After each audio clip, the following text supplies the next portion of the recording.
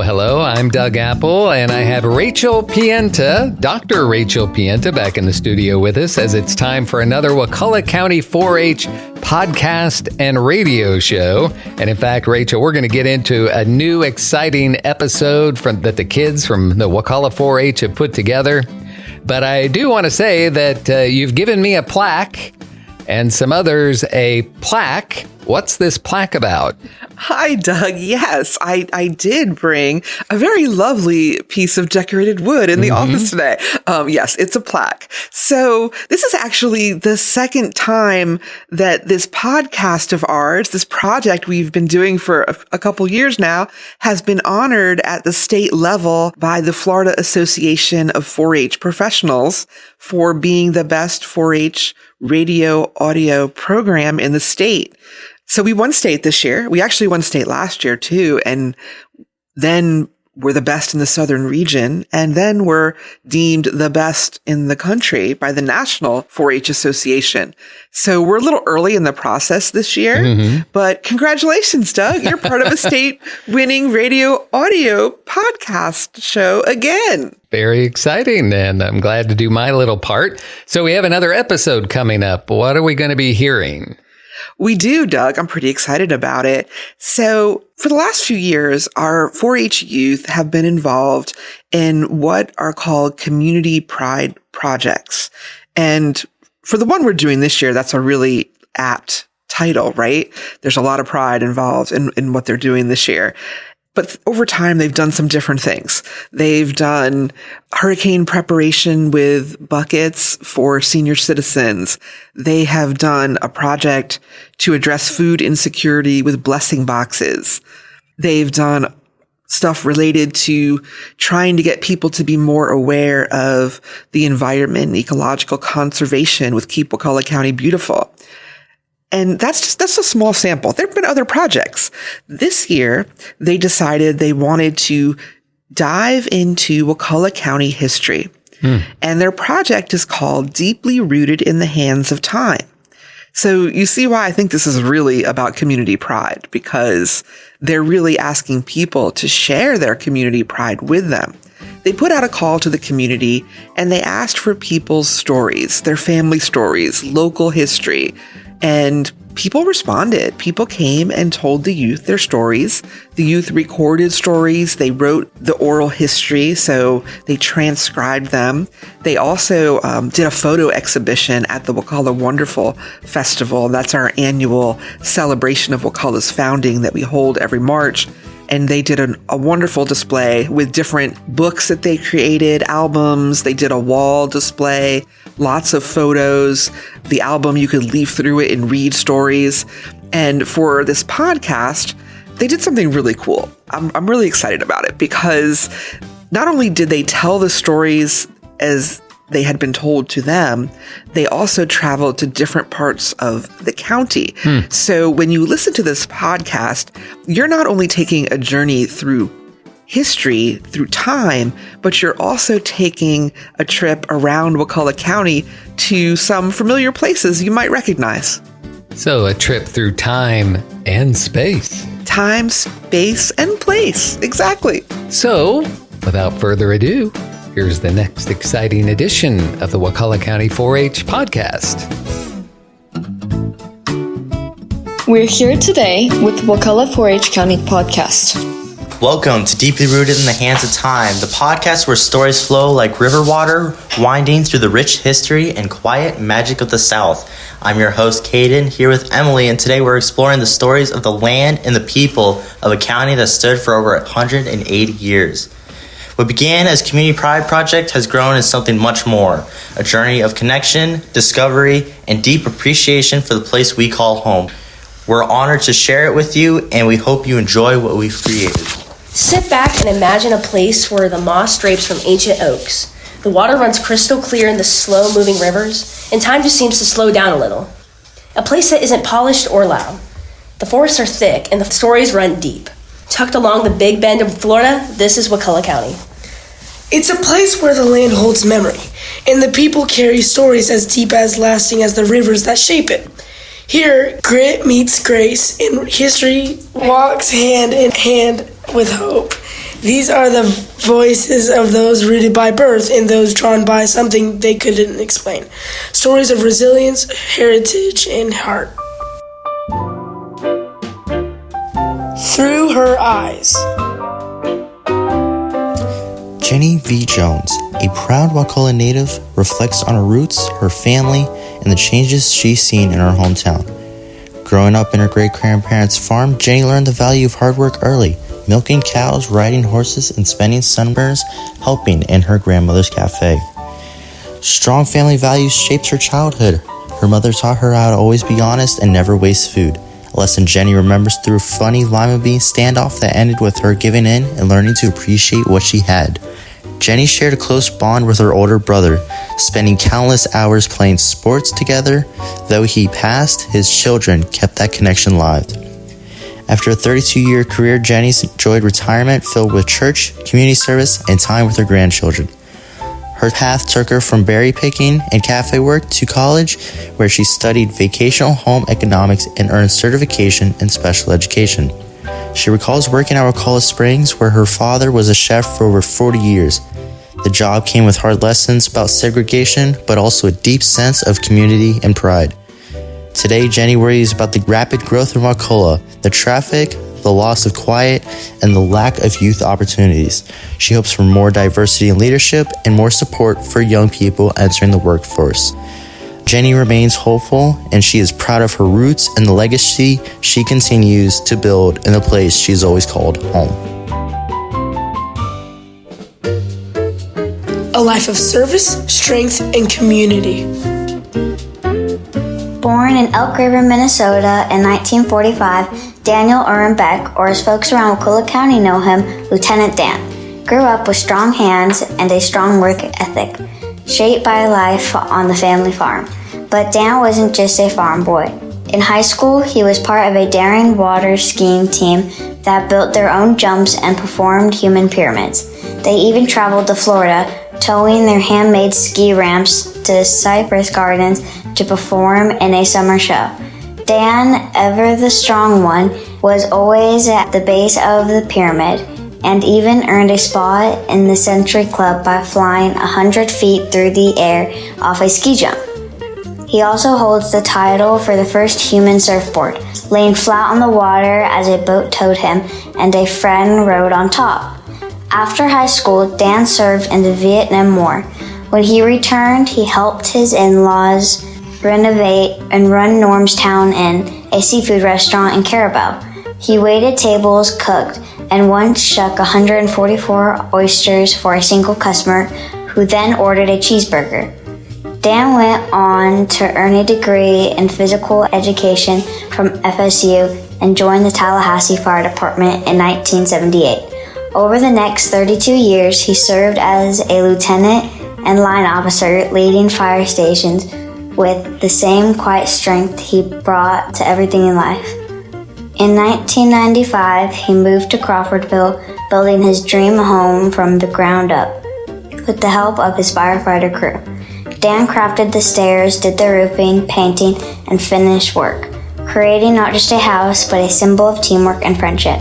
Today, if you ask Dan about his favorite local spots, he'll point you to Myra Jean's restaurant, a place he loves so much he eats there multiple times a week. He also has a deep connection to Wakulla Springs, remembering when the waters were crystal clear and the glass-bottom boats revealed the life below.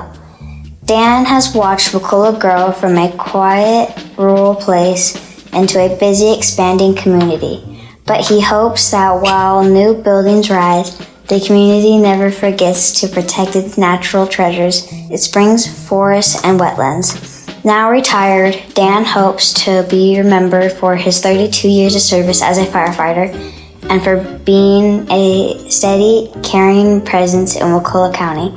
Wakulla County really is a wonderful place to live, says Lieutenant Dan to his friends. A true hometown hero with a legacy built on service, strength, and heart.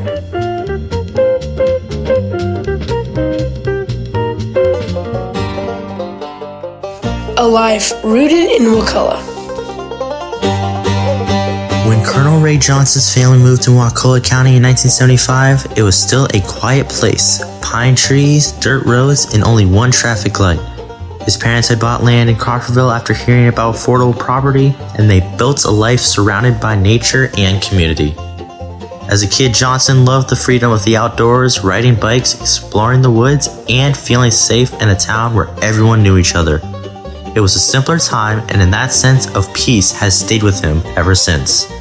Ray got his nickname Boss at just 6 years old. His mom bought him a little white church suit, and after watching the Dukes of Hazzard, she started calling him Boss Hog. The name stuck, and to this day, most people know him as Boss.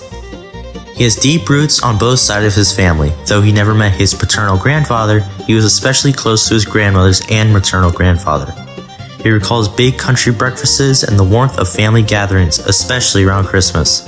With his dad's birthday on Christmas Eve, the holidays were like a 2-day celebration. As the years passed, Wakulla changed, and what was once a rural town is now filled with stores, paved roads, and places like Walmart and Publix.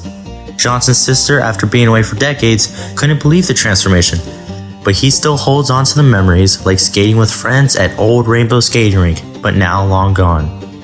For 13 years, Johnson served as a school resource officer, dedicating himself to helping kids and families. That is the legacy he hopes to leave: someone who gave back, someone who cared deeply for his community. No matter how much Wakulla grows, for Colonel Ray Boss Johnson, it'll always be home to him.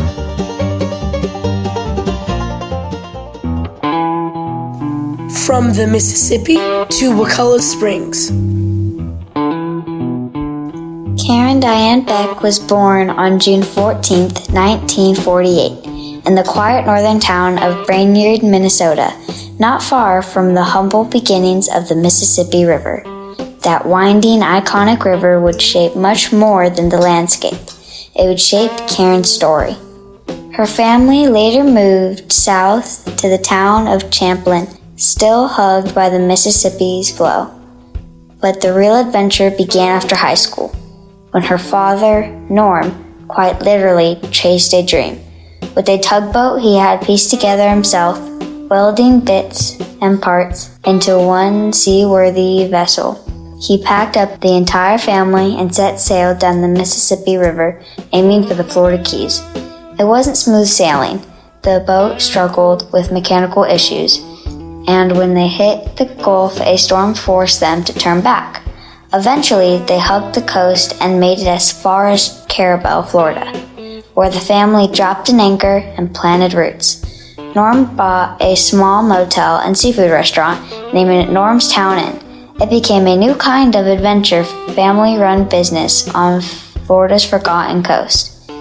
Karen, meanwhile, returned to Minnesota to earn her associate's degree in psychology, then headed south again, this time for good. She enrolled at Florida State University, graduating in 1975 with a master's in psychology.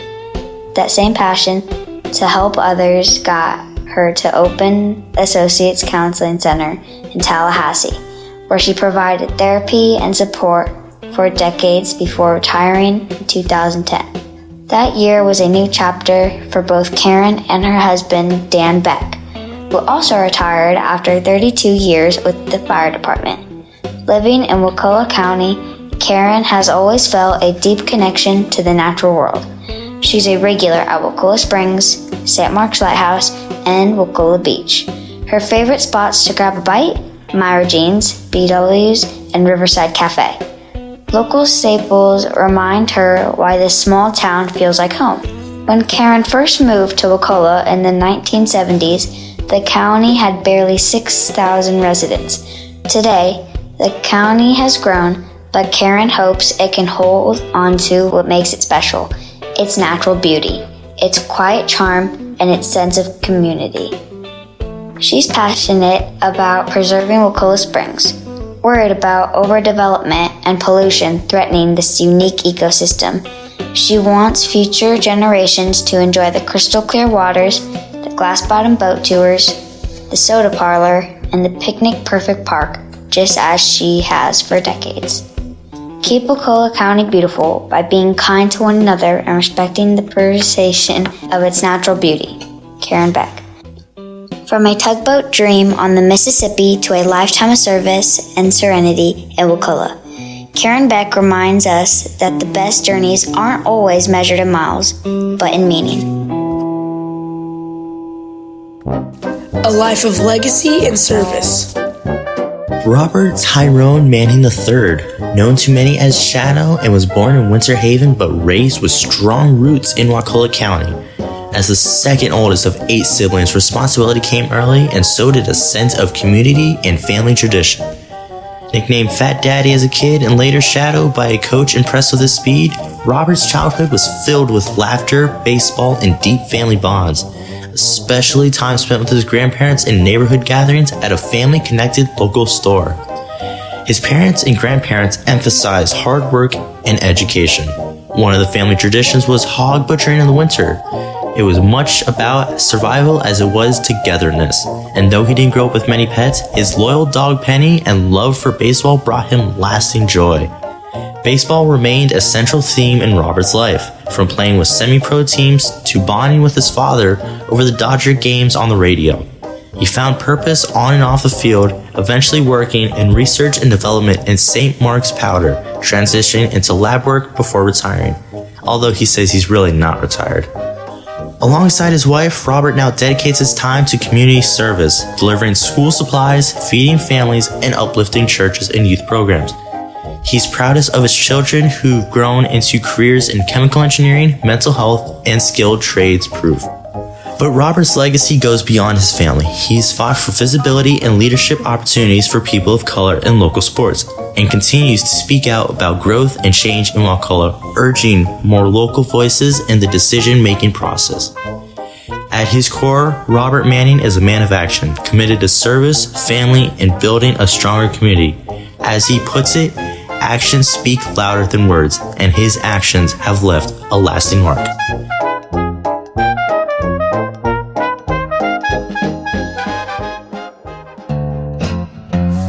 From turpentine trails to modern Wakulla. The story of the Page family in Wakulla County begins in 1848, when the first of their branch arrived in what was called then Oilstill, a bustling turpentine community that later became known as Wakulla Station, thanks to the arrival of the railroad. The Page name has been woven into the county's fabric ever since. During the Civil War, Benjamin Franklin Page Sr., an ancestor to Linda Page, served as a Confederate soldier. His son, Walter Page, left a different kind of mark in 1897, opening a small general store simply called Walter's Store. For years, it wasn't just a place to buy goods. It was home to the only telephone in the county, connecting Wakulla to the outside world. Linda Page shares stories passed down from her grandfather's unpublished book, like when bacon cost just 4 cents a pound, a far cry from the 35 cents it rose to by 1950. After nearly 6 decades in service to the community, Walter's Store closed its doors in 1955.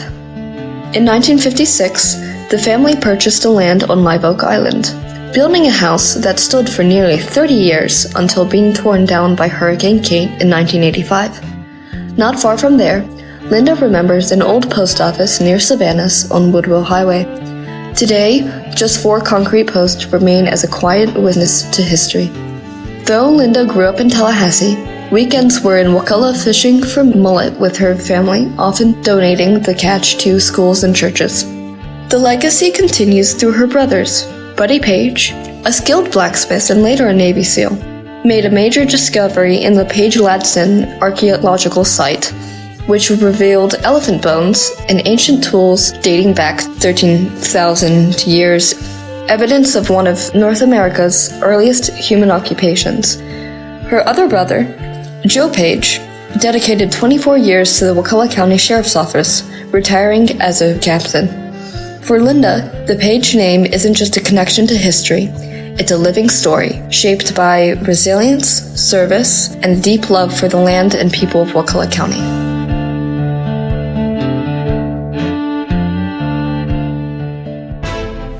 Coming home to create.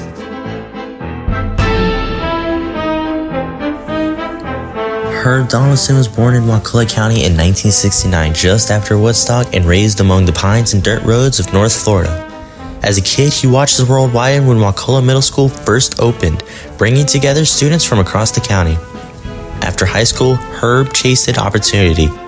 First to Tallahassee, then Atlanta, and eventually to New York City, where the rhythm of theater called his name. A chance role in the Soldiers play at FSU lit the spark, leading him to audition for and be accepted into the American Academy of Dramatic Arts in New York. For over 15 years, Herb lived the theater life, rubbing shoulders with legends like George C. Wolfe, Viola Davis, and Meryl Streep. He found peace in Central Park and the inspiration in the public theater where creativity met community. After 9/11, the theater world would become a source of healing and one that deepened his connection of storytelling and purpose. But eventually, home called. Herb returned to Wakulla in 2010. Grief followed, the loss of loved ones, shocking family revelations, and memories that weighed heavy. He began writing Southern Shock Americana, a personal and painful dive into his family's history and the execution of his uncle, a story clouded by injustice. That book sparked conversations, healing, and even a TED Talk. Out of this journey, the Palavar Theater was born, a space inspired by American traditions and his grandfather's legendary oak tree at Buckhorn, where the community once gathered for stories, politics, and connection. Today, Herb's mission is clear: to build a creative home in Wakulla where stories are shared, voices are heard, and the power of art brings people together, past, present, and future. As people shared their stories, we noticed something. Place mattered. Over and over, they mentioned spots that held meaning. That sparked our curiosity. So next, we're going to explore some of the spaces that help define Wakulla County. Let's start our adventure with a guiding light. Nestled at the edge of the Gulf in the quiet town of St. Marks, Florida, stands one of the state's oldest and most iconic landmarks, the St. Marks Lighthouse. With nearly 2 centuries of stories behind its walls, this lighthouse has seen war, weather, and waves of change. It all started back in 1824 when Congress authorized its construction to help guide ships through the treacherous waters near the Apalachicola River. By 1831, a 65-foot brick tower rose above the marshlands, topped with a 6-order Fresnel lens to light the way for sailors, but the calm didn't last. During the Civil War, the lighthouse became a strategic target. In 1865, Union forces captured the site, and while the structure was damaged, it survived. Confederate forces had even removed the lens to keep it out of the enemy hands. Post-war, the lighthouse was rebuilt, modernized, and by 1842, a new 82-foot structure stood strong in this time with cast iron to make it stronger suited for harsh coastal conditions. Brighter lens was installed in 1857, making the light even more reliable for ships along the Gulf Coast. As technology advanced, the lighthouse saw less use. It was automated in 1967, and by 1976, it was officially decommissioned, but its story didn't end there. In 1973, the St. Marks Lighthouse was added to the National Register of Historic Places. It now stands with the St. Marks National Wildlife Refuge, a peaceful haven for bird watchers, nature lovers, and historic buffs alike. Visitors can still tour the keeper's house and gaze up at this tower white structure that once meant safety for so many at sea. From guiding ships to guarding stories of Florida's past, the St. Marks Lighthouse remains a beacon, not just of light, but of history, resilience, and coastal legacy.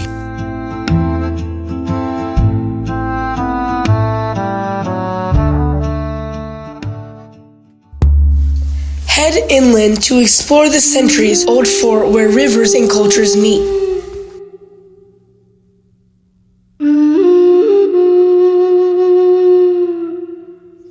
San Marcos de Apalache Historic State Park, a place that has been everything from a Spanish fort to a Confederate outpost, and even a key trade hub before highways were even a thing. Let's rewind back to the 1600s. The Spanish were the first to build a fort here, right where the Wakulla and St. Marks rivers meet the Gulf Coast of Mexico. Why here? Because if you controlled this spot, you basically controlled the entire coast.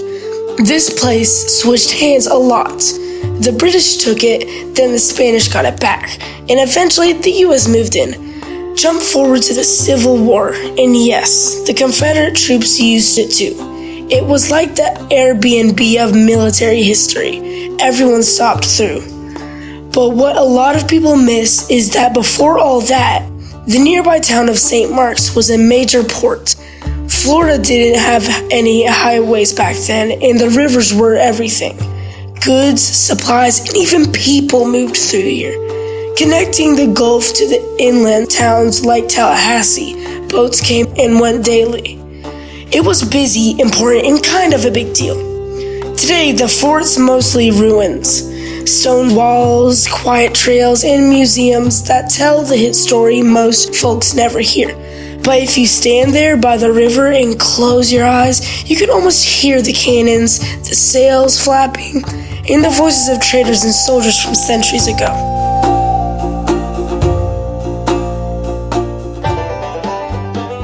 Step into the charm of old Florida with this historic riverside stop.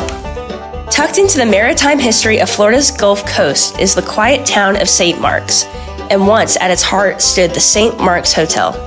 Built in the 1830s or 1840s, the hotel rose during a time when St. Mark's was booming. Cotton and timber exports made the port town a key stop for merchants and travelers.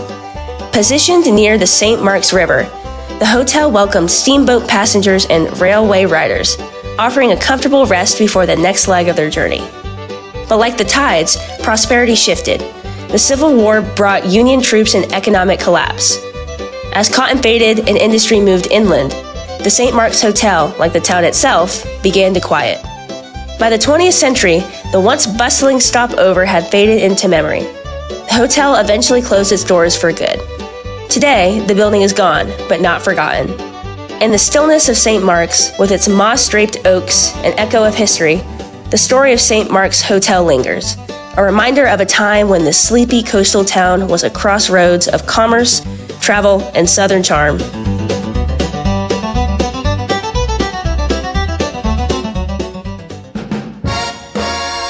A forgotten getaway that's now a unique piece of local history.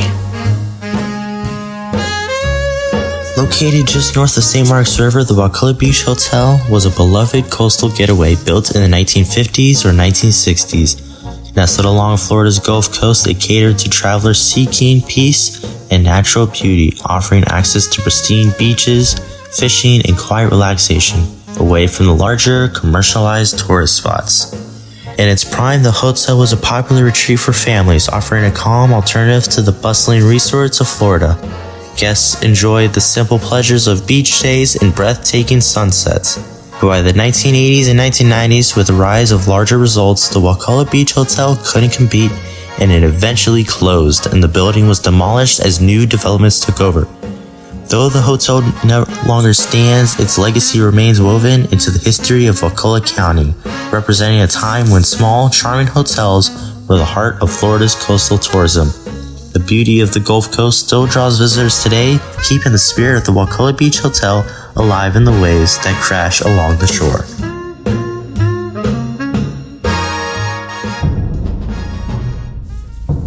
Next, dive into Wakulla Springs, a natural wonder with a timeless lodge. Just south of Tallahassee, deep in the heart of Wakulla County, lies one of Florida's most enchanting treasures, Wakulla Springs. More than just one of the deepest freshwater springs in the world, it's a place where nature and history converge, bubbling up through crystal clear waters and moss-draped cypress trees. Long before tourists arrived or movie cameras rolled, the Appalachee people called this place home.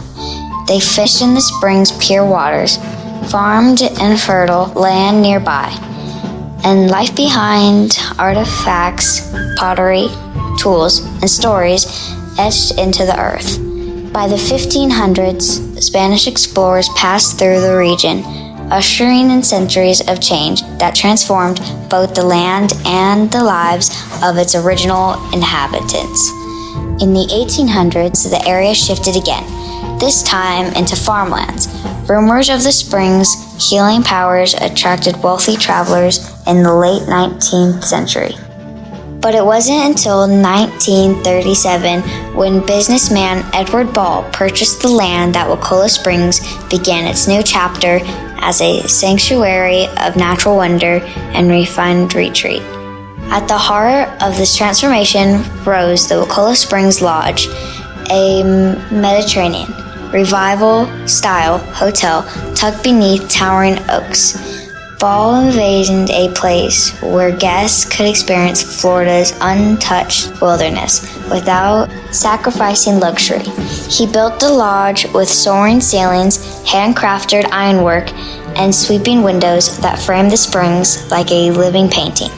Visitors arrived for the waters, where manatees glide and alligators sunbathe, but they stayed for the experience. Glass-bottom boat tours offered a glimpse of the underwater world, while evenings were spent sipping drinks on the terrace as the sun dipped behind the ancient trees. Hollywood soon took notice.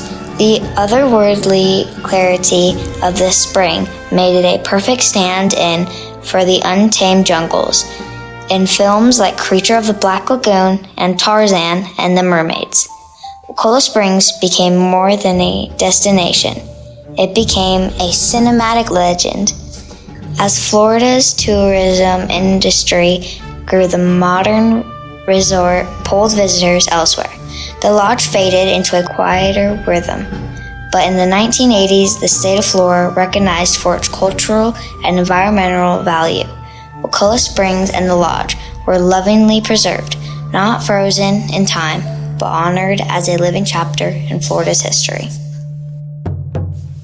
Tucked in the forest is the perfect reflection and connection to the land.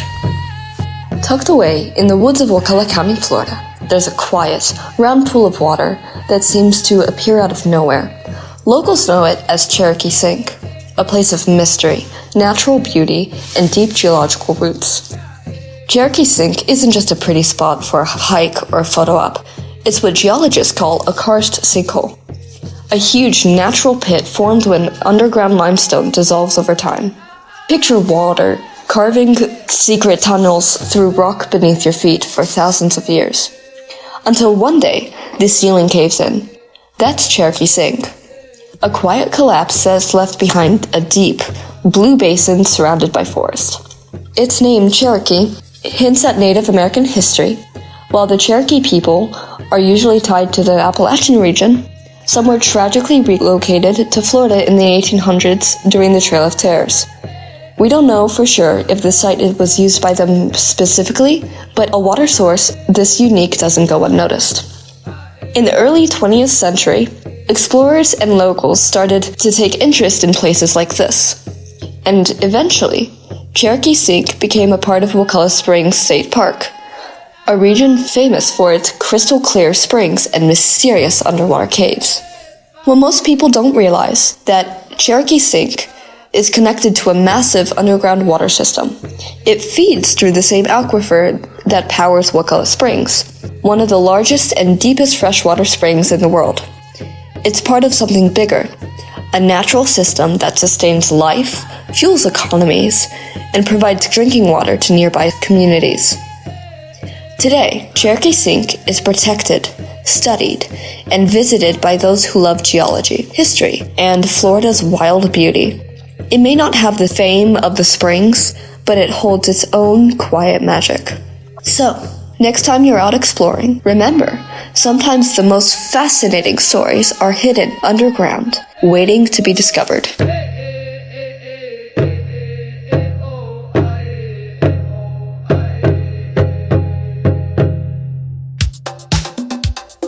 End your journey where locals gather, over comfort, food, and conversation. In the heart of Crawfordville, Florida, just a short drive from the springs and shaded trails of Wakulla County, there's a place that smells like fried chicken, feels like home, and tastes like tradition. It's called Myra Jean's. And around here, it's more than just a restaurant. It's part of the community's soul. Opened in 1987 by Myra and Gene Levins, Myra Jean's started as a simple idea: serve good, honest Southern food the way it's always been made. Homemade, hearty, and with a side of hospitality. From meatloaf and mashed potatoes to warm biscuits that melt in your mouth, The menu reads like a sweet letter steeped in Southern tea. But what really made Myra Jean special was the feeling. It was the kind of place where waitresses knew your name, where birthday breakfasts and after-church lunches happened without a second thought, and where newcomers quickly became regulars. Over the years, Myra Jean's became a local landmark, not just a stop for a meal, but a gathering place. Families met here to celebrate, friends caught up over coffee, and tourists lucky enough to stumble in left full and smiling, wondering why places like this don't exist everywhere. Even after Myra and Jean retired and the restaurant changed hands, the heart of the place stayed the same. The recipes remained, the warm welcome never faded, and the community kept coming back. Because in a world that's always rushing, Myra Jean's reminds you to slow down and savor what matters. So whether you're born and raised local or just passing through, Myra Jean's offers more than just food. It serves up a piece of Wakulla County history with gravy on top.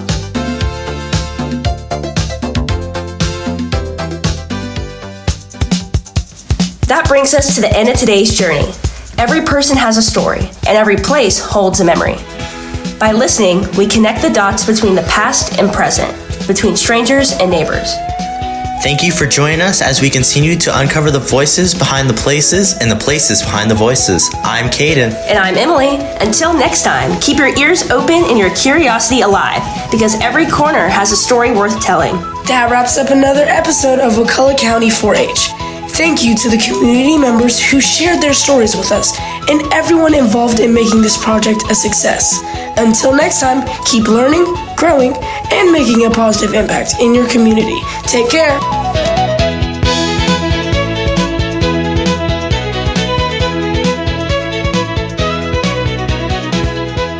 Wow, Rachel, that was quite another episode from the Wakulla 4-H members. What did you think? Oh my gosh, Doug, I think every time they do one of these podcasts, I say, that's the best one yet. They just get better and better. I love seeing them learn and develop and put their ideas into action. And that's really what it's all about. It has been really inspiring to see them from the beginning. I mean, this is the third year that we've been doing this. And the development from when we started to now has just been phenomenal. It's really amazing. One, I'm really proud of them. And two, I'm just impressed because they come up with ideas and make them happen. And I kind of say, oh, wow, what are you guys going to do next? It's such a great thing that 4-H offers, not just this particular club or group. I don't know what you call it exactly. I should know. A club. Yeah. Okay. Tell us a little bit about 4-H in Wakulla in general. Wakulla 4-H is the larger organization, and within 4-H, we have clubs. So those clubs are focused on particular topics or areas of interest that youth might be interested in. So for example, the podcast is part of the Communications and Podcast Club. So they learn how to be better communicators, and they get to record a podcast. In other clubs, they might ride horses, raise chickens, make pottery, do cooking, grilling, learn how to be a marksman in shotgun or air rifle. We also do archery. We do clubs that are more sampling oriented, where they get to do a little bit of everything.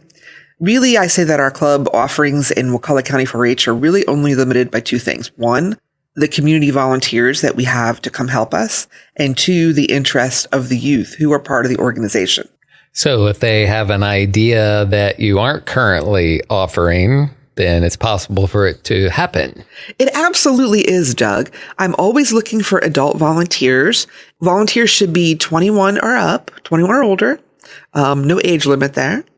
But we do have to have a minimum threshold to be responsible for kids. And plus, we do have a level 2 background screening. It includes fingerprinting and putting your information through a database. We have to make sure that you really are qualified to work with youth. And then we provide some training as well. And you become part of the 4-H volunteer family.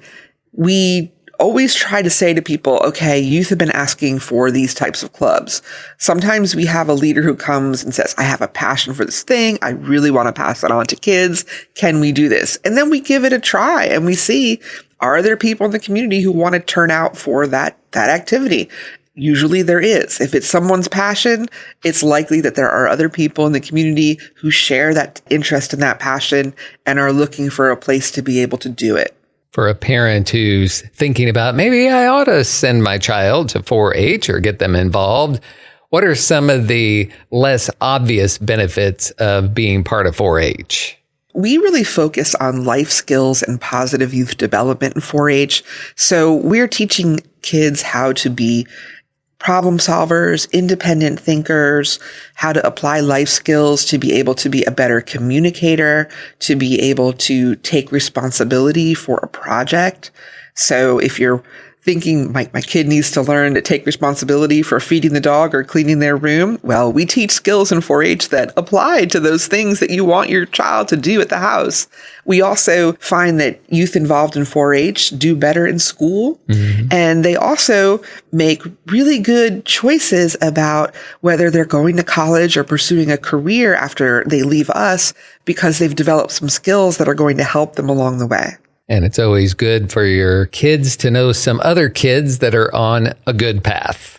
Absolutely. So you will meet other youth with similar interests who are doing really cool things in the community.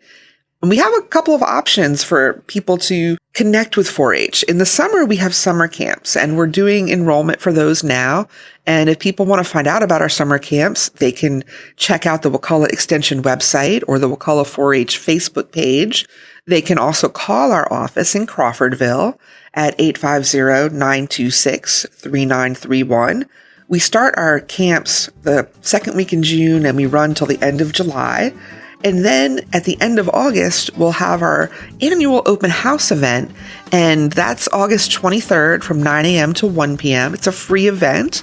There'll be representatives of our various clubs there. We'll also have some food trucks and a few other surprises on hand.